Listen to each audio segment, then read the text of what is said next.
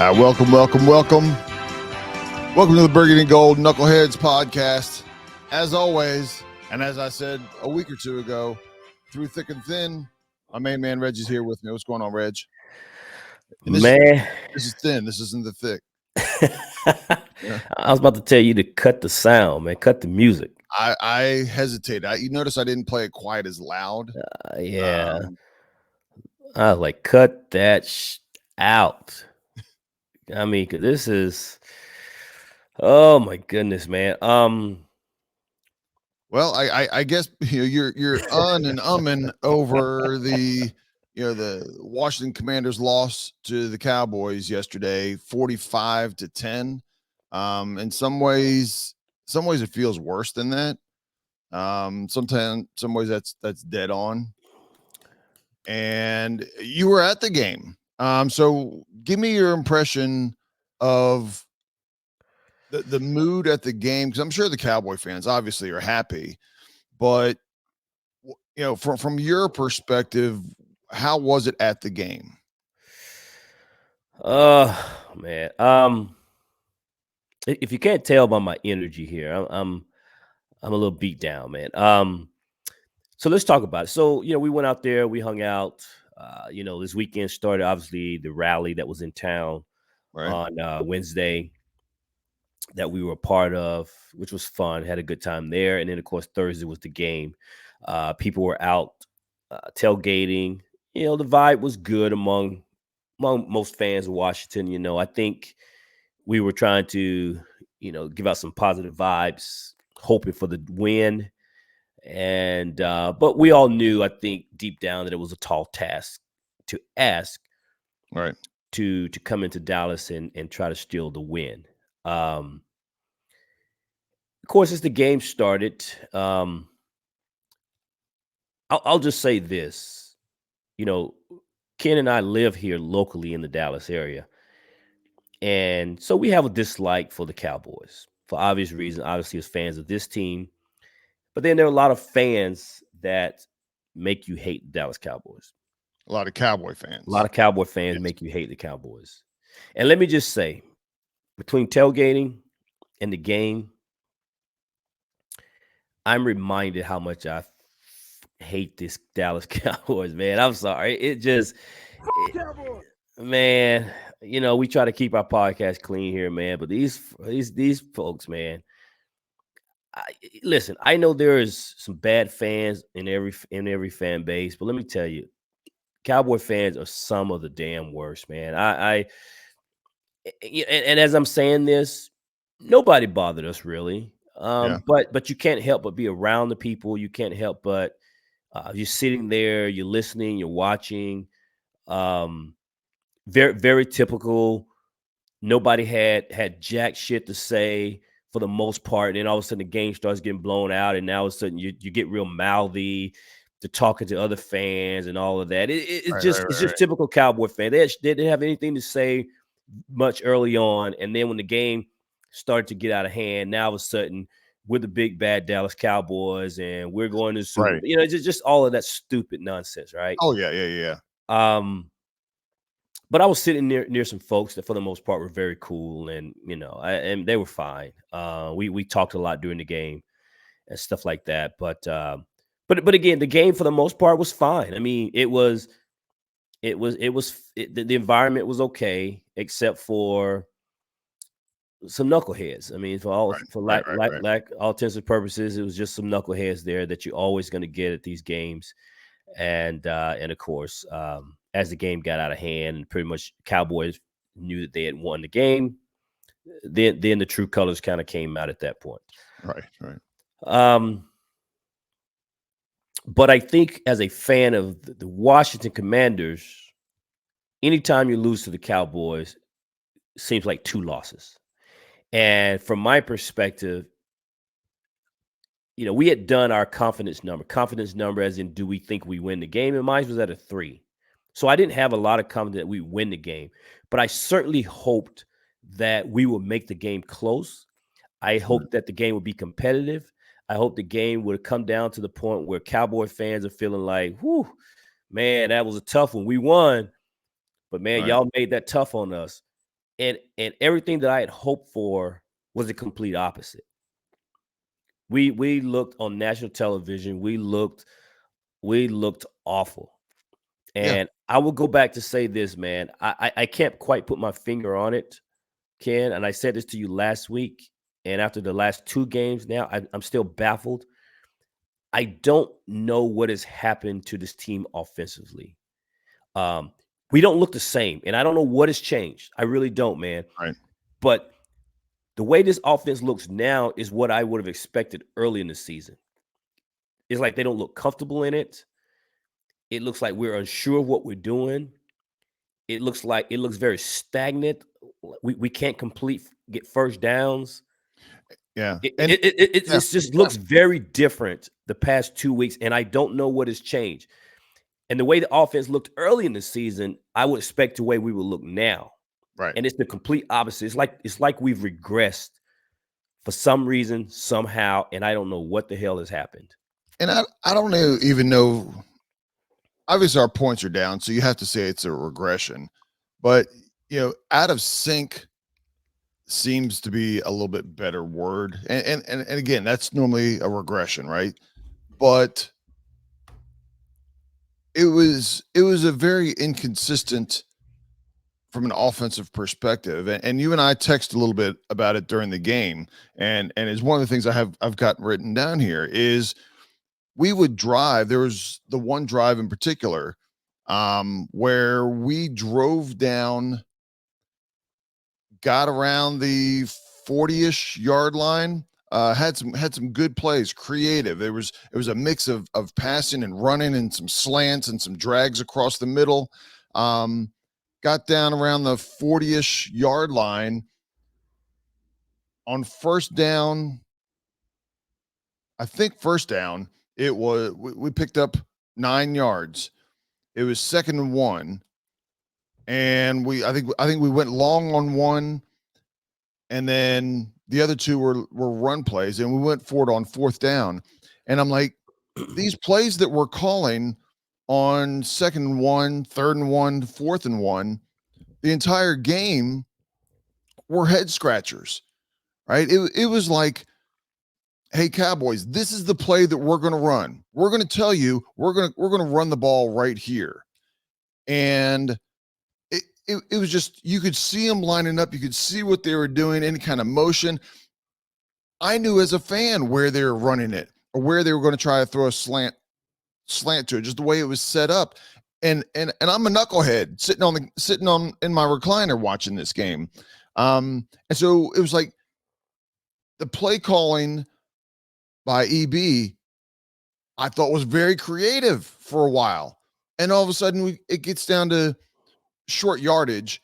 And I don't know if we're just bad at short yardage. I don't know if it's the play calling. I will continue to say one of the best plays that Sam Howell does is a rollout, right? 3rd and 1, have him roll out to his right. That's his strong arm, and have somebody, have a running back out there, have a tight end out there, and have a wide receiver out there. And he's got at least two options, if not the additional option for him to run. And speaking on running, Sam Howell, are you ever going to learn how to slide? I mean, you're picking up the first down, and instead of sliding, he runs 10 yards to get out of bounds. Just slide. Right? I mean, he refuses to even do it. Well, we used to laugh at how bad RG3 did. RG3 looked like, like he was just fell out of a wheelchair trying to slide, and Sam Howell refuses to do it. Sam Howell's going to get hurt one of these days doing it. Or for lack of doing it. It just, our short yardage throughout this game, and a lot of times throughout this, I'll say the last few weeks at least, has been rough, tough to watch, man. It has been very, very frustrating. Ken, man, this team started out 2-0. Okay, this is how bad it is. This team started out 2-0, and over the past 10 games since the 2-0 start, we're 2-8. 2-8. which brings us to our 4-8 record, right? Right. Just like when we played the Giants the first time, and I told you that Giants loss told me everything I needed to know about the team and the season. This game yesterday was the final nail into. I realize we're a bad team, right?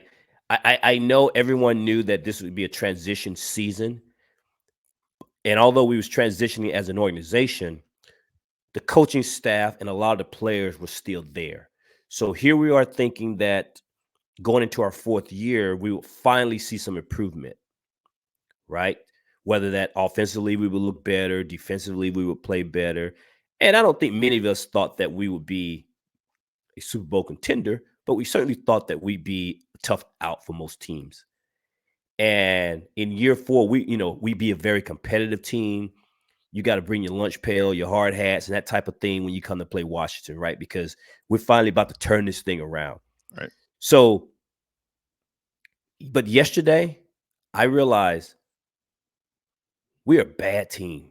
And not only are we a bad team, we're bad almost in all areas. And I don't know, I know a lot of people love to say that it's coaching and it's scheme. Maybe, nothing is different except for the offensive scheme. But you watch other people play, wide receivers are open. Our offensive scheme, our guys aren't open.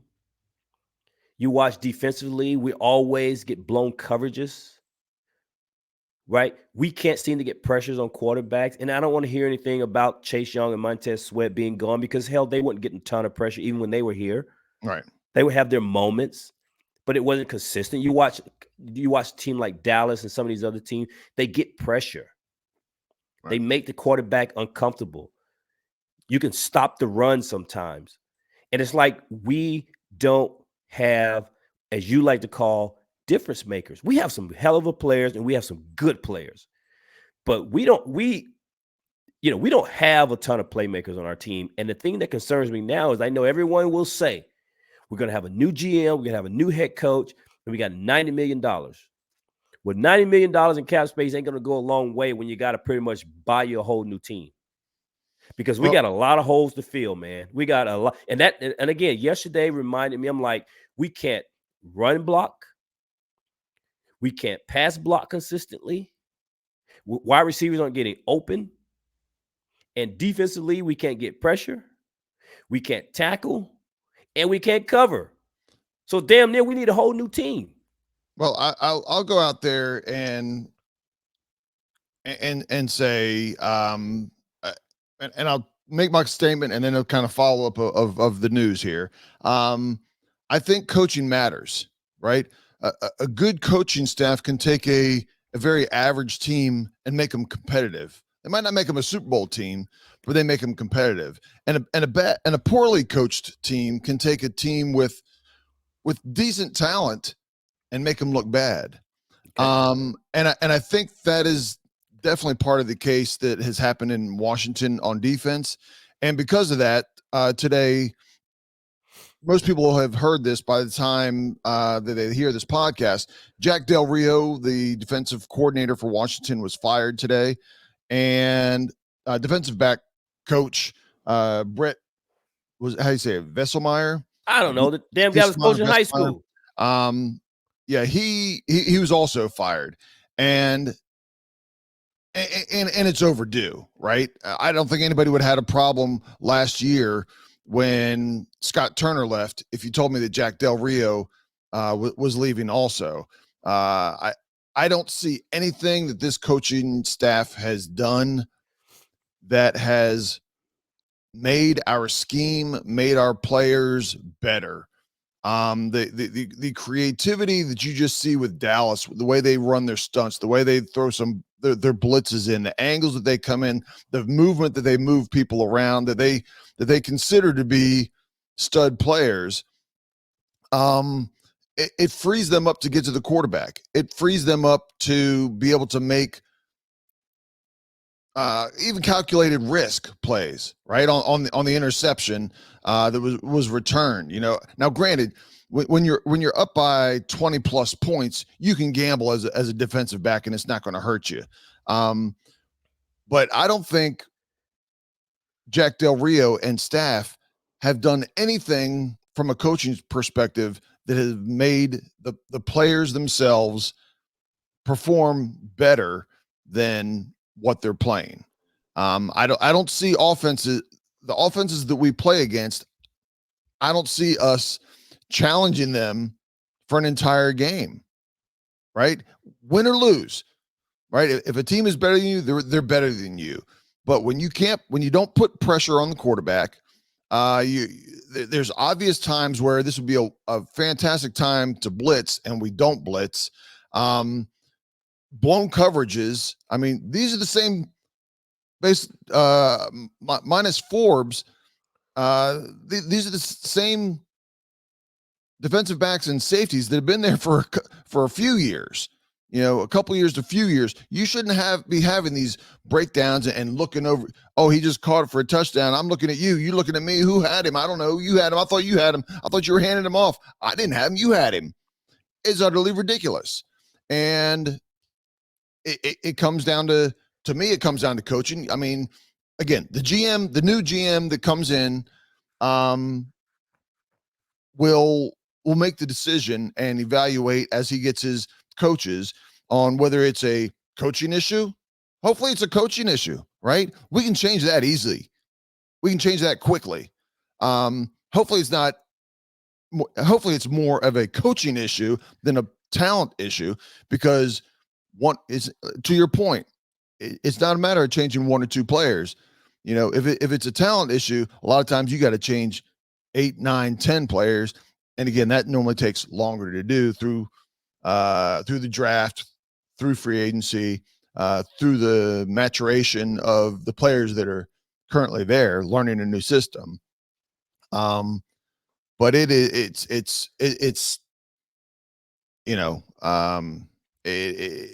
it is frustrating beyond the point. I gotta we always do our confidence level, with what's your name, what's your number.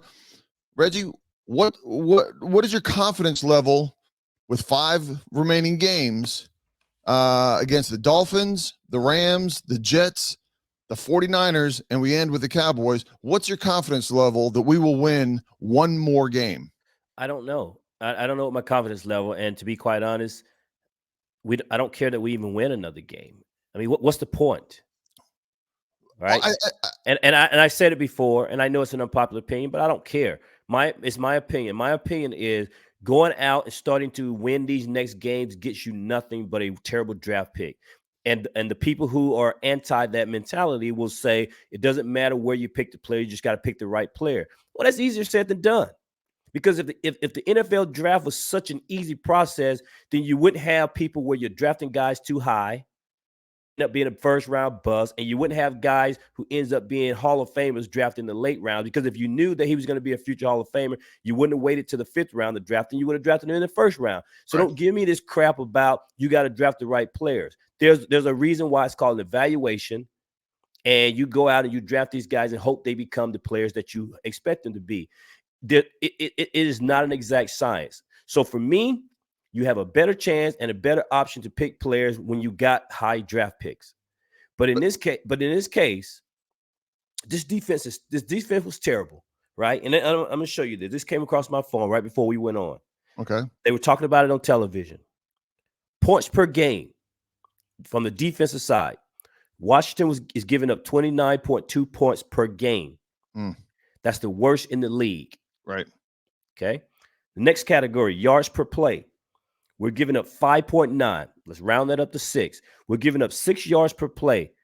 That's 30th in the league. Passing yards per game, 265 yards per game that you're going to get. That's 30th in the league. And last but not least, total QBR, 55. That is 25th in the league. So from a defensive standpoint, we are one of the worst defensive units in the league. And I understand why everybody wanted Jack Del Rio to be fired, Ken. But to me, it is empty calories. Firing Del Rio does what over the next 5 games? I will say the only thing that it does is, again, we're not talking about the old regime. We're talking about the new regime. The new regime is going to sit there and say this is not acceptable, right? We're not going to accept this, and to keep letting our fans think, we'll fix it later. We'll fix it later. Is Okay, not acceptable. Okay, I'm not saying I'm not going to say that we're going to be better these last 5 weeks. What I'm saying is they are saying to the fans, to the players, to the staff that empty. This is not acceptable. We're not going to put up with it. It's empty. That's fine. That's how you accept it. That's how you accept it as being empty. And in reality, and the results may be empty, but me as a fan, I've been wanting Del Rio fired for beyond the last couple weeks. So what does this do for you? Just because they fired him? I mean, what does that do?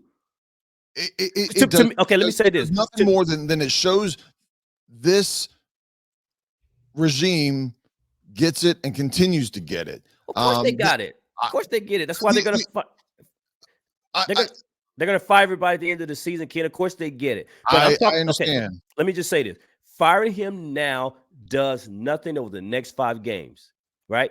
They're going to fire these guys at the end of the season. And so to fire them just to make it look like we're doing something, to me, you do something because you're going to get something from it. You just peasing the fans to fire somebody for the sake of firing it. You know, to tell me that this is to show people this is not acceptable, then that's why they fire people. That's why you fire these guys at the end of the season. Every regime that comes in here, you know why the previous regime was fired? Because we want to show you that this standard wasn't good enough. So we wanted something different. We wanted a change. So we brought in a new head coach and a new regime to do something different. And history has shown they come in, they don't get the results. So we fire those guys because why? We want something different because the results need to change. You're firing Del Rio because you want something different and you want the results to change. Nothing's going to change.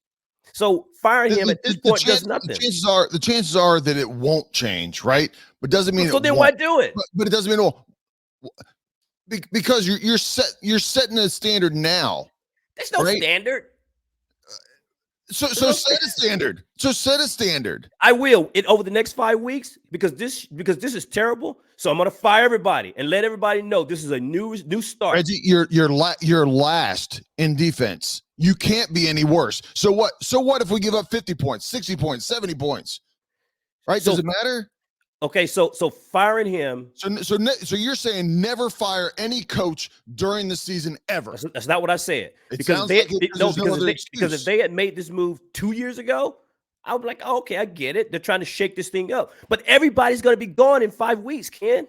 So what are you gaining for 5 weeks? What are you gaining by firing this guy today as opposed to in 6 weeks? It was an evaluation process that they said from day one. They're evaluating the players, the coaching staff, and they have seen enough. Their stomachs are just as sick as you and I are watching this defense play. Okay. And they're like, I'm not putting up with this person anymore running this team.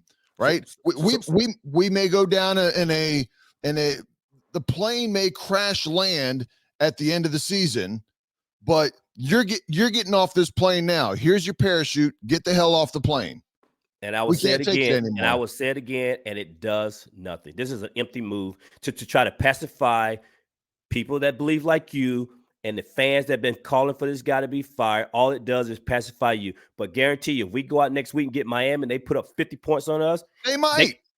Exactly. And then you play the San Francisco 49ers and then all they're going to say is nothing changed. Because I don't think that firing Jack Del Rio with 5 weeks to go in the season is going to give you anything that you're looking for. So you might as well wait it out and you just do clean house at the end of the season. If they had done this at the beginning of the season or last year, and you say, hey, we want to start something new, I would totally get it.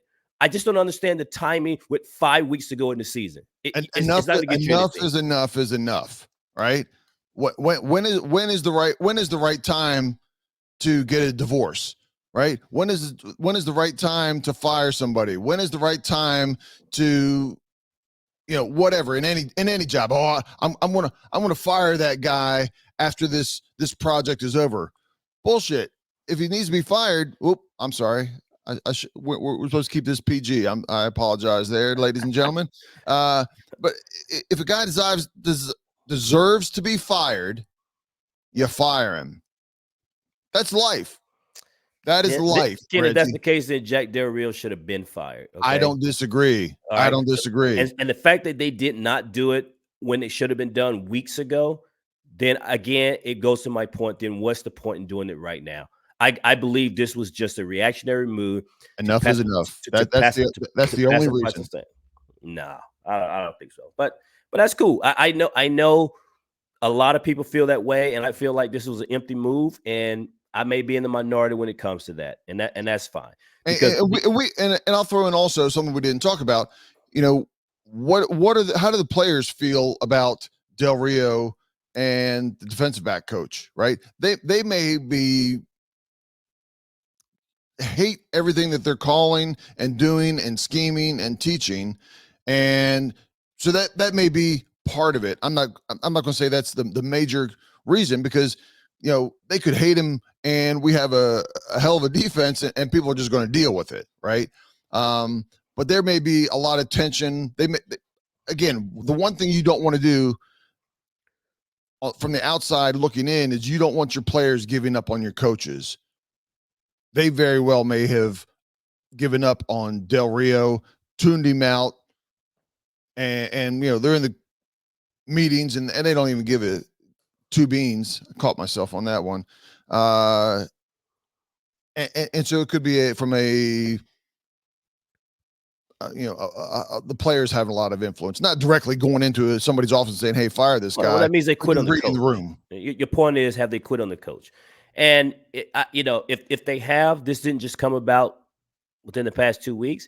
Correct. And if they've kind of sort of tuned out Jack Del Rio, then shame on Ron, because Ron probably should have made this move a long time ago if the players aren't buying into the system. So we don't know. We don't know if that's the case. I've not seen any more that has come out of it yet, but there was a little bit of rumor toward the end of last night that there was a little dust up, pun intended there, for Jack Del Rio, talking about the dust up between he and Eric Bieniemy on the sideline toward the end of the game yesterday. I don't know all the details. I don't know who was the aggressor. I don't know who started it. I don't know if it was EB yelling at Jack or Jack yelling at EB, but supposedly there was some issue with them. And I don't know if this was also what led into a little bit of Jack being released today.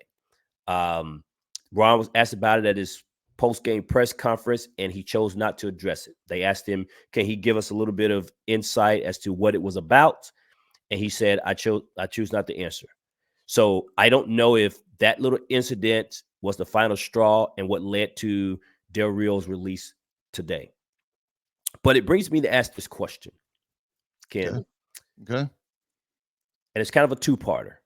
The first part is, do you still believe in EB, and is EB the guy? The second part is, should Washington be considering drafting a quarterback in the first round?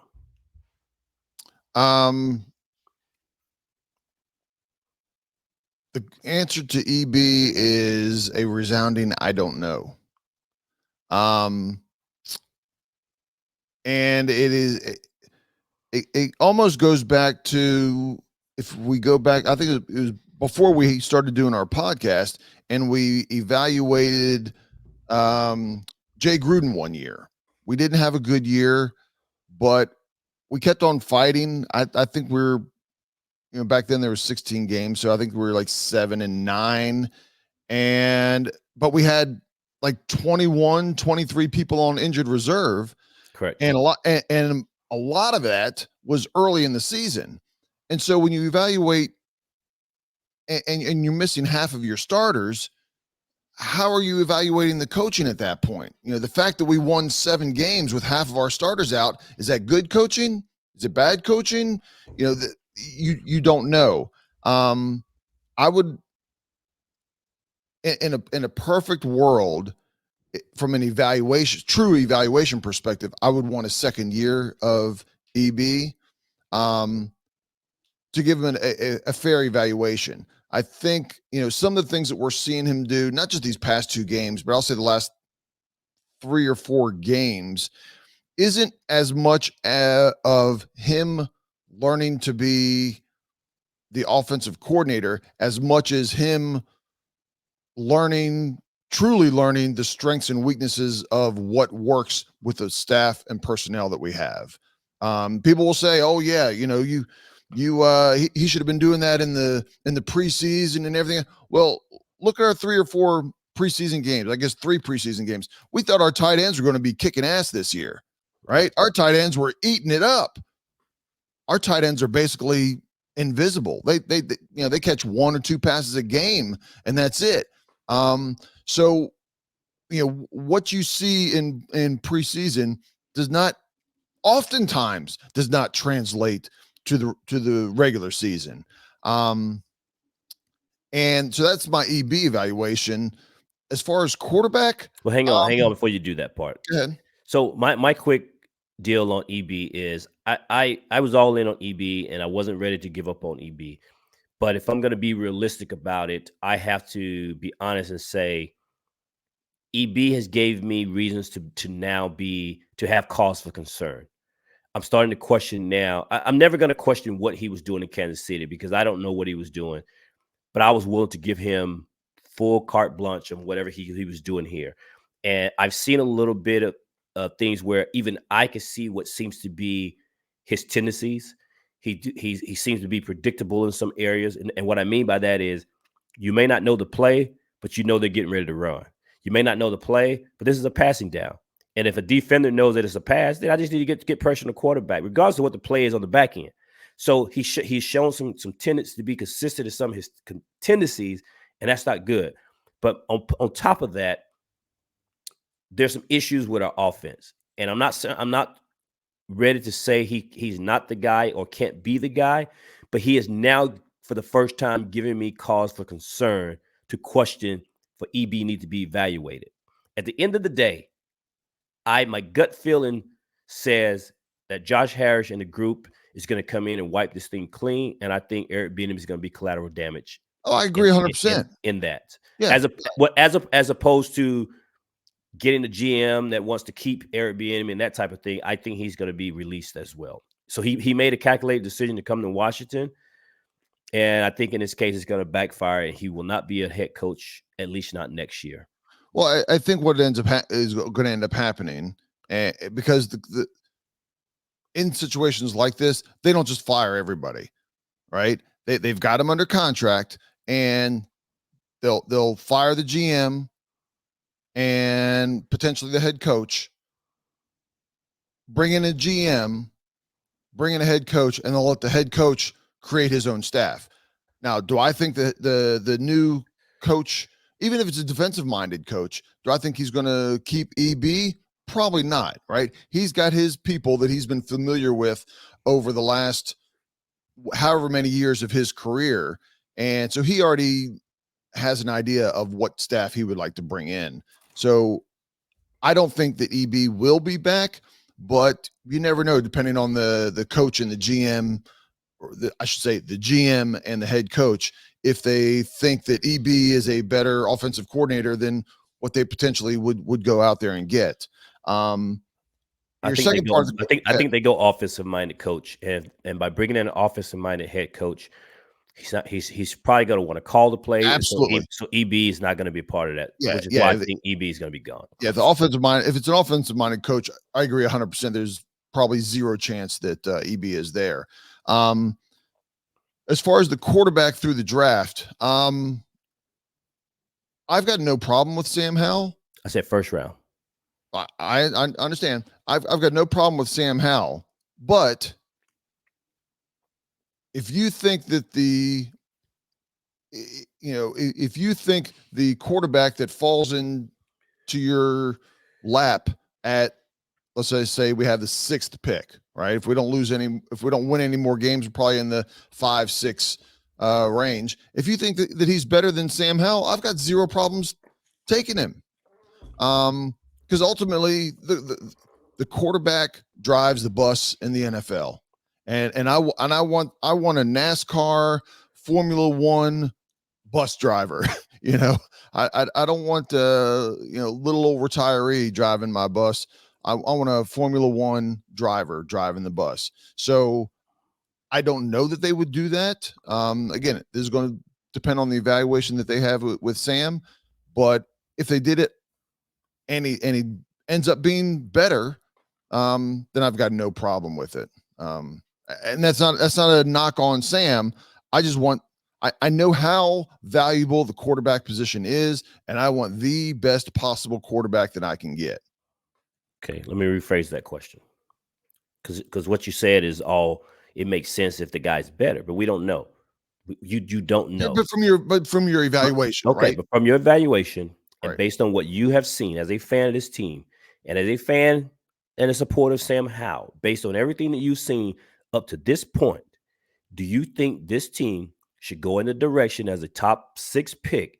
Should they target quarterback, or do you feel they should leave and kind of go with Sam and move and draft whether that's trading back in the first or staying put and picking another position? Based on where we are today, Black Friday, the day Jack Del Rio was fired, the day after Thanksgiving, the day after we got shellacked by the Cowboys, Right. does Ken think the Washington Commanders should be considering going after a quarterback with the top 6 pick in next year's draft? That's what I want to know. Overall, I would say no. Okay. I'll fall back. I'm going to fall back to if if all of a sudden you had the number one quarterback, and you could take the kid out of USC, yeah, you take him. He's a heck of a talent, and I think he's probably better than Sam Howell. Again, there's no guarantees in the NFL, but if I think somebody is actually better, not by a pinch, but I think this guy is without a doubt a starting franchise type of quarterback. I'm taking him, but I'm not chasing after him necessarily. Okay. Well, I will Yourself? answer it. I will answer it this way. Just like I said, EB has given me some reasons and cause to be concerned. I say the same about Sam. I'm still a fan. I've been a big supporter and I've not given up. But over these past few weeks, as I said, something is different about this team. And I'm questioning whether Sam has peaked. I'm questioning whether there's some things that Sam does that we've been saying all year long that he needs to improve. And the things that we're talking about is his ability to not get rid of the ball, hold on to the ball. I've listened to the guys that played the game, and they've talked about how Sam locks on the receivers down the field, and there'll be guys in the short and intermediate range that he will refuse to throw the ball there and get 5 yards because he's looking downfield, and then that Right. results in either he's trying to run out for his life, get a sack, or whatever the case may be, instead of taking what the defense is giving him underneath. Through 12 games, he's still not doing that. So now I'm at the point of, is this just going to be who you are, or are you going to learn to develop? So for the first time, I'm starting to have some second guesses and some concerns. Sure. So as I sit here today, my answer is I think they should consider and start looking at a quarterback in the first round next year's draft. But Sam has 5 more games to make me change my mind. So as I sit here today, my answer is they probably should consider that. So 8 or 9 games didn't make you think that, but 2 games make you think that. No, it's as I told you before, I need to see everything. I'm not quick to make rash decisions. And Sure. Sam was doing things early in the season, but we said we need to see more. He's still learning. So every week's supposed to be different, right? So here we Right. are. 12 games in, 5 to go. Just like we've seen some growth in some areas that he has changed, there's been some areas where he needs to change that there's been no growth. So if you're not going to change some of these things, because the things that I'm referring to are things that are very critical to the success of the QB position, meaning you can't just always go for the big play. You got to cut down on some of the sacks, And right? yeah, and I think to your point there, I think on young quarterbacks, it's an either or, right? I think young quarterbacks are either quick to check down or they're always want the big play. And it takes some maturity to be able to mix and match it, and to your point, take what the defense is giving you. And again, we're still talking about a rookie quarterback, but we've seen quarterbacks that all they do is check down. They're the king of check downs, to pick up that 5 and 7 yards, and they never go down field. So And I see what you're saying, but I again, I think every quarterback has some tendencies, and hopefully, maturity and experience will work that out. let me be clear. I'm not saying I've given up on Sam. All Right. I'm saying is what I've seen the past few weeks has got me thinking that maybe we need to consider. And whereas before I would have said absolutely not, man. You got to build around this kid. Well, now I'm like, maybe we need to think about this going forward, because the quarterback bar in Washington, specifically in Washington, has been so low that all it took was a guy that showed a little bit of competency, and he could be we would be all over this guy. And I mean, hell, just look what we did with Taylor Heineke. And so Sam Howell is a souped up version of Taylor Heineke, and we're drooling all over him, and for some of the right reasons.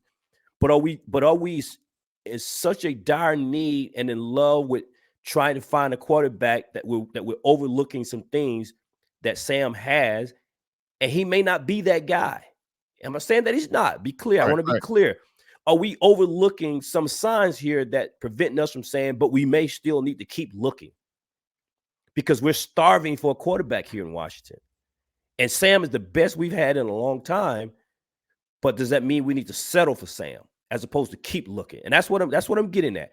I want to be clear. I'm still on the bandwagon.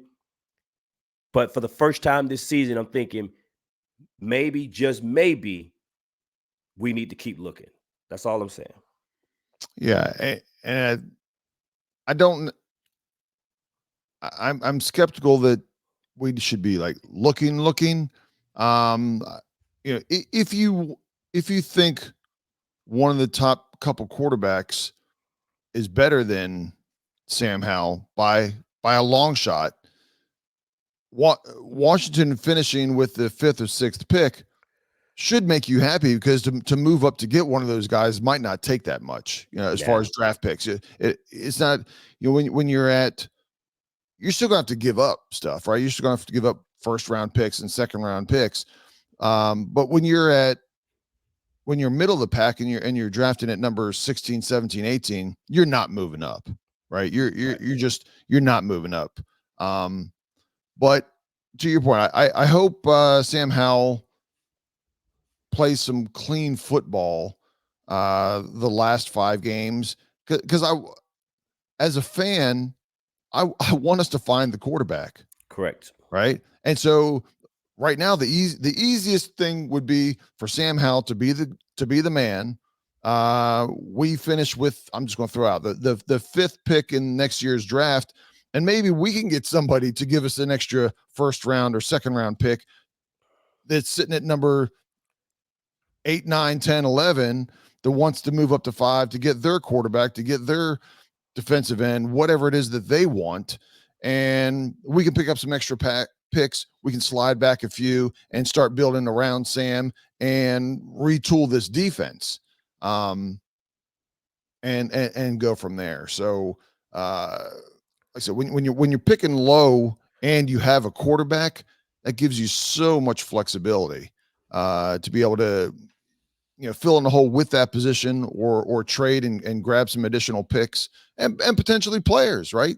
We've seen the last couple of years is not really common, but we've seen people throw in some players and picks to move up. So Yeah. Just thought, again, I don't know. Certainly not saying, pretending that I do. It's just, as a fan of myself, I found myself for the first time here coming to the realization that we're not a good team. And have we just seen with the bar so low from the QB position that when a guy comes in and plays better or plays good, and was showing us something that we've never seen in a long time, and what other teams tend to have.